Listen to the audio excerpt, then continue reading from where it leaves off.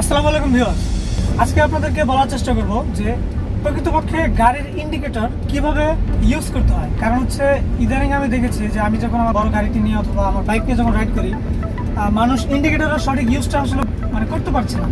দেখা গেছে যে একটা বাস বাম দিকে দাঁড়িয়ে রয়েছে, তার কিন্তু উচিত যে ওই মুহূর্তে সে বামে ইন্ডিকেটর দিয়ে সে দাঁড়াবে, যেহেতু সে বামে সাইড করেছে, কিন্তু সে ডান ইন্ডিকেটর দিয়ে রেখেছে। মানে সে বোঝাচ্ছে যে ইন্ডিকেটর ডানে দিয়েছি মানে তুমি আমাকে বামে রেখে তুমি আমার ডান দিয়ে চলে যাও।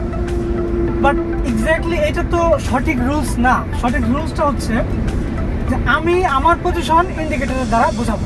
যেমন এখানে মিটার দেখাও, যেমন এখন আমি বামে ইন্ডিকেটর দিয়েছি, দ্যাটস মিন আমি আমার গাড়িটি আমি এখন বামের দিকে চাপাবো অথবা বামে যে কোনো দিকে মুভ করবো। এই ধরনের কিছু ছোটখাটো ইন্ডিকেটর রিলেটেড রুলস যেটা আমি চাই আপনাদের সাথে শেয়ার করতে, এবং আশা করব এটা আপনারা শেয়ার করে সকলকে বুঝতে সাহায্য করবেন। কারণ এই জিনিসটা ইদানিং অনেক বেশি পরিমাণে সকলেই ভুলটা করছেন। আমি ইন্ডিকেটরের বিষয়গুলো একটু লিস্ট আউট করেছি আপনাদেরকে বোঝানোর জন্য। যখন আপনি হাইওয়েতে রাইড করছেন ওই সময় আপনার পাশ দিয়ে যদি অন্য গাড়ি বা আপনার পিছনে যদি কোনো গাড়ি হর্ন দেয় অথবা রাতের বেলা ডিপার দেয়, তখন আপনি কি করবেন যে আপনি যেমন এই লেনে আছেন, আপনার পিছন থেকে কোনো একটি গাড়ি হর্ন দিচ্ছে, তখন আপনি তাকে বাম ইন্ডিকেটর দিয়ে বোঝাবেন যে হ্যাঁ আপনি বামের দিকে চাপবেন বা তাকে যাওয়ার জন্য উৎসাহ করছেন। আপনি বাম ইন্ডিকেটর দিয়েছেন এবং হালকা করে গাড়িটি বামে চাপিয়ে নেবেন, সে যেন আপনার ডান দিক দিয়ে ওভারটেকটি করতে পারে। এই ক্ষেত্রে ইন্ডিকেটরের ব্যবহার হতে পারে। তো বেশিরভাগ ক্ষেত্রে দেখা যায় যে বাংলাদেশে কোনো গাড়ি কিন্তু এই কাজটা করে না, পিছন থেকে ইচ্ছা করে হর্ন দিচ্ছে, এখন সে সাইডও দেয় না, আবার সামনে যেতে গেলেও দেখা গেছে অনেক সময় চাপ দেয়। তো আমি যদি এখন বামে ইন্ডিকেটর দেই, তার মানে কি আমি এখন বামে যাব, তখন সে ইজিলি কিন্তু আমার ডান দিক দিয়ে মুভ হয়ে পাস হয়ে যাবে। দ্বিতীয় যে বিষয়টি আমি আপনাদেরকে বলবো সেটা হচ্ছে আপনার মুভিং ডিরেকশন আপনি আপনার ইন্ডিকেটরের দ্বারা আরেকজনকে বোঝাবেন। মুভিং ডিরেকশন বলতে আমি এটা বোঝাচ্ছি যে অনেক আছে, যেমন এই যে সামনে যে রোডটা, এই রোড থেকে যে বামে একটা কাটা রয়েছে, এখন আমি যদি বামের কাটাতে ঢুকি, অনেক আছে কি যে এখানে স্মুথলি এসে ঠাস করে ঢুকে যায়, কোনো ইন্ডিকেটর দেওয়া নাই, কোনো নাই, কি একটা অবস্থা। কিন্তু আপনার উচিত এই মুহূর্তে যদি আপনি একটু হার্ড ব্রেক করেন বা ঢুকতে যদি কোনোভাবে বাধাগ্রস্ত হন এবং আপনি হার্ড ব্রেক করলেন, পিছন থেকে অনেক গতিতে আসা গাড়ি কিন্তু আপনাকে পিছন থেকে লাগিয়ে দিতে পারে। সো এই ক্ষেত্রে আপনার অবশ্যই ইন্ডিকেটর ইউজ করে তারপর বিভিন্ন ডিরেকশন চেঞ্জ করতে হবে। যেমন সে এই যে সামনের গাড়িটা বামে যাবে, সে বামে কিন্তু ইন্ডিকেটর দিয়েছে, ওই যে দেখা যাচ্ছে সে কিন্তু বামে ইন্ডিকেটর দিয়েছে। তারপরে ইন্ডিকেটর আরেকটা ইউজের কথা বলবো, যেমন আমি এখন এই লেনে রয়েছি, এখন আমি চাচ্ছি আমি এই লেন থেকে আমি ডানের লেনে যাবো। তো এই মুহূর্তে আমি কি করবো, আমি ফার্স্টে অবশ্যই লুকিং গ্লাসটি দেখবো, বাট তারপরেও আমি ডানে ইন্ডিকেটর দিয়ে তারপরে আমি আমার লেনটি চেঞ্জ করবো। অনেক আছে যে ইন্ডিকেটর ছাড়া কিন্তু লেনটা চেঞ্জ করে, এতে ক্ষতি হয় কি যে পিছনে অনেক গতিতে আসে একটা গাড়ি, বুঝতে পারে না যে আমি এদিকে চাপবো, যার কারণে সে পিছনে এসে হঠাৎ করে ব্রেক করে, তার গতিটা নষ্ট হয়। এতে কিন্তু পিছনের গাড়িওয়ালা কিন্তু প্রচুর রাগান্বিত হয় আপনার উপরে। সো এই জায়গায় ইন্ডিকেটরের ইউজটা অবশ্যই আপনারা করবেন। এটা বিশেষ করে আমার সাথে অনেক হয়, অনেক গাড়িকে আমি দেখি কথা নেই বার্তা নেই হুট করে চাপিয়ে দেয়। ইন্ডিকেটর দিয়ে আসলে তা তো বুঝতে পারি যে হ্যাঁ আপনি আসবেন, আমি একটু স্লো করি, আগে থেকে আমি আমার গতিটা রিলিজ করি, কিন্তু না, এটা খুবই খারাপ। তারপরে যে টপিকটা বলবো সেটা হচ্ছে গাড়ি যখন কোনো দিকে থামাবে, ডানে অথবা বামে যেদিকে থামাবে, এটা কিন্তু যে ভিডিও শুরুতে বলছিলাম যে বাস আলারা এই ভুলটা বেশি করে, যে সে বামে থেমে রয়েছে অথচ সে ইন্ডিকেটর দিয়ে রাখে ডানে। তো আপনি যদি ডান দিকে থামেন, যেমন আমি এখন রোডের মাঝখানে আছি, বাট আমি যদি এই জায়গায় আমি থামতে চাই ইমার্জেন্সি, অবশ্যই ইমার্জেন্সি দিব, বাট প্রথম আমার কাজ হচ্ছে ডানে ইন্ডিকেটর দিয়ে গাড়িটি ডান পাশে আস্তে করে স্লো করে তারপর ইমার্জেন্সি দিয়ে আমি গাড়িটা থামিয়ে ফেলবো, অথবা বামে যদি থামি তাহলে বামে ইন্ডিকেটর দিয়ে থামবো। কিন্তু এই বাস আলাদের মতো প্লিজ এই জিনিসটা কেউ করবেন না। ইদানিং কোনো আমি কিছু গাড়িওয়ালাকে দেখেছি তারাও এই জিনিসটা শুরু করছে, বাস আলাদেরকে সবাই ফলো করে। এটা আসলে খুবই খারাপ যে আপনি যেই দিকে থামবেন ইন্ডিকেটরটা সেই দিকে দিয়ে রাখবেন, আপনি এখন স্টপ পজিশনে রয়েছেন।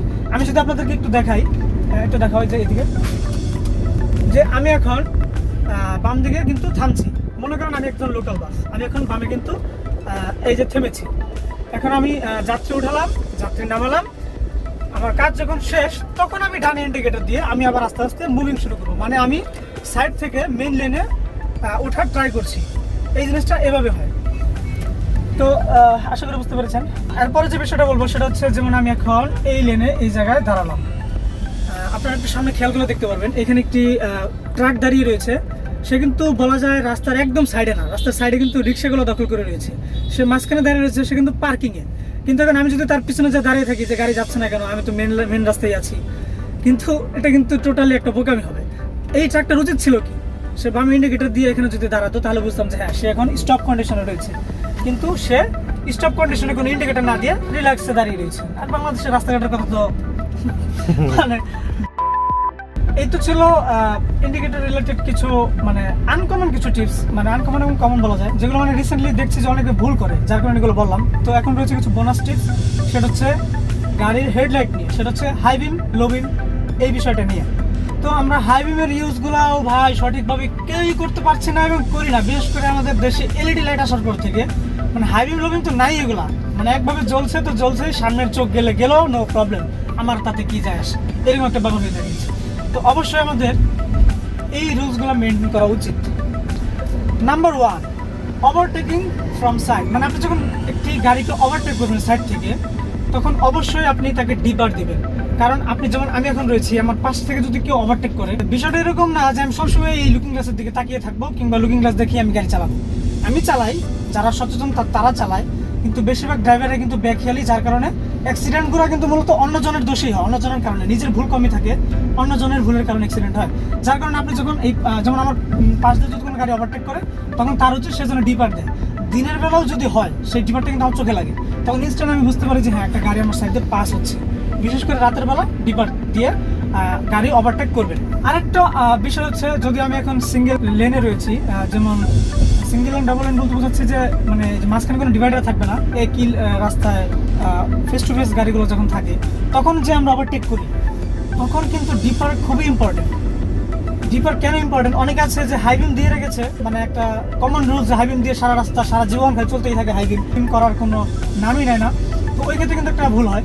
আপনি যখন ওভারটেক করবেন এবং ফেস টু ফেস একটা গাড়ি আসতেছে, তখন অবশ্যই আপনি ডিপার ইউজ করবেন। কারণ ডিপার ইউজ না করলে, যেমন আমার পাশ দিয়ে এখন একটা গাড়ি ওভারটেক করতেছে আর ওই দিক থেকে একটা গাড়ি আসতেছে, মনে করেন এই লেনেই একটা গাড়ি আসতেছে, তো এই মুহূর্তে যদি ওই গাড়িটা যদি আসতে থাকে এবং সে একটা রিস্ক ওভারটেক করতেছে, ওই মুহূর্তে আমাকে যদি ডিপার না দেয়, তাহলে আমি কিন্তু গাড়ি স্লো করবো না। আর আমি গাড়ি স্লো না করলে, সে যদি রিক্সি ওভারটেক করে, সে কখনোই কিন্তু এই ওভারটেকটা সাকসেসফুল করতে পারবে না। সে ওই গাড়ির সাথে বাজিয়ে দিবে, আর নয়তো আমার সাথে লাগিয়ে আমাকে চাপ দিয়ে আমাকে খাদে ফেলে দিবে। So face to face overtake করার সময় অবশ্যই ডিপার দিবেন, এটা কিন্তু খুবই একটা ইম্পর্টেন্ট ব্যাপার।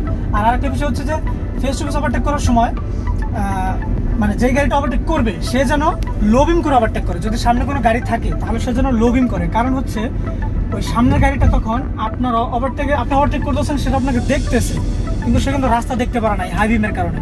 তখন আপনি যদি একটু লো বিম করে দেন, সে রাস্তাটা দেখে তার গাড়ি স্লো করে তাও অন্ততপক্ষে রাস্তাটা ধরে রাখতে পারে।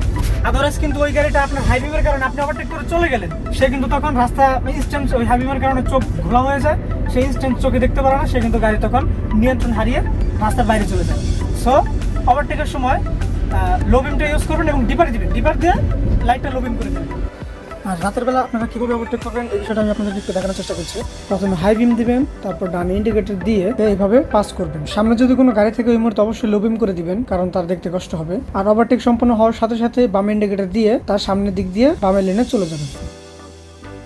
যে বিষয়টা বলবো, যেটা হচ্ছে মানে বললাম জাতীয় একটা সমস্যায় পরিণত হয়েছে, কেউই লো বিম করেন না। মানে হাই বিমের রুলস হচ্ছে হাই বিম দিয়ে চালাবেন, হাইওয়েতে হাই বিম দিয়ে চালাবেন।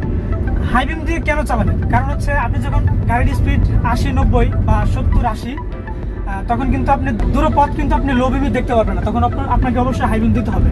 কিন্তু রুলসটা হচ্ছে এইটা, মানে এটা হচ্ছে লিগ্যাল রুলস, সেটা হচ্ছে অপোজিট দিক থেকে যখন গাড়ি আসবে, তখন অবশ্যই আপনাকে লো বিম করতে হবে, এটা কিন্তু রুলস।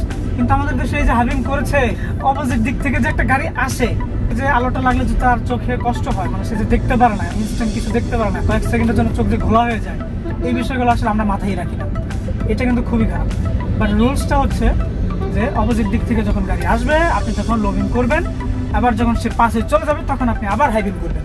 কারণ হাই বিম একটা লিগ্যাল প্রসেস, এবং পাশের ড্রাইভার ভাইকে অবশ্যই আপনি লো বিম করে তাকে গাড়ি চালাতে সাহায্য করবেন, এটা হচ্ছে লিগ্যাল রুলস। কিন্তু এই জিনিসটা আমরা আসলে কেউই করি না। বিশেষ করে এই রুলসটা বেশিরভাগ ভঙ্গ করছে বাসওয়ালারা আর ট্রাকওয়ালারা। কারণ ওই যে এলইডি লাইটের কথা বললাম, যেগুলোতে লো বিম বলতে কোনো অপশনই নেই, হ্যাঁ, তারা একদম এ টু জেড নিচ থেকে আকাশ পর্যন্ত সব দেখা যাবে, পারে তো বিমানও দেখে তারা ওই লাইটে, ঠিক আছে। আর রাতের বেলা যখন আপনি আরেকটি গাড়ির পিছনে থাকবেন, ঠিক তখন কেউ কিন্তু হাই বিম দিয়ে রাখবেন না, কারণ এতে করে আপনি খেয়ালগুলো দেখতে পারবেন। আমার সামনে যে গাড়িটি রয়েছে, আমি হাই বিম দিলে তার লুকিং গ্লাসে এটি লাগে এবং সেটা কিন্তু সরাসরি তার চোখে লাগে। তো এইখানে কিন্তু দেখতে পাচ্ছেন যে পিছনের গাড়িটি হাই বিম দিয়ে রেখেছে, এটা আমার চোখে কীরকমভাবে লাগছে, এটা কিন্তু চোখের জন্য অত্যন্ত কষ্টদায়ক। এতে করে কিন্তু সামনের দৃষ্টিশক্তিতে ড্রাইভারের প্রচন্ড পরিমাণে বাধাগ্রস্ত হয়। তো আশা করি এই ছিল আমার টোটাল বোনাস টিপ সহ ইন্ডিকেটরের সকল তথ্যগুলো। মনে হয় আপনাদের খুব একটা কাজে লাগবে না, কিন্তু আমার মনে হচ্ছে এটা বলা উচিত। বিশেষ করে বাসওয়ালাদের সাথে আমার এই বিষয়টা নিয়ে খুবই লাগে, মানে লাগে বলতে তাদের বললেও কোনো কাজে না, কারণ তাদের ঘন্টার চাঙ্গা অলরেডি। তো ভালো থাকবেন সবাই, দেখা হবে নেক্সট কোনো ভিডিওতে আবার, হয়তো বা এর থেকে আরো ভালো কোনো টপিক নিয়ে। নতুন নতুন কিছু আনকমন কিছু টপিক আসছে, তো ধৈর্য ধরে আমার চ্যানেলটি সাবস্ক্রাইব করবেন আর দেখতে থাকুন, সাথে থাকুন সস্তা বাজারের সাথে। আল্লাহ হাফেজ।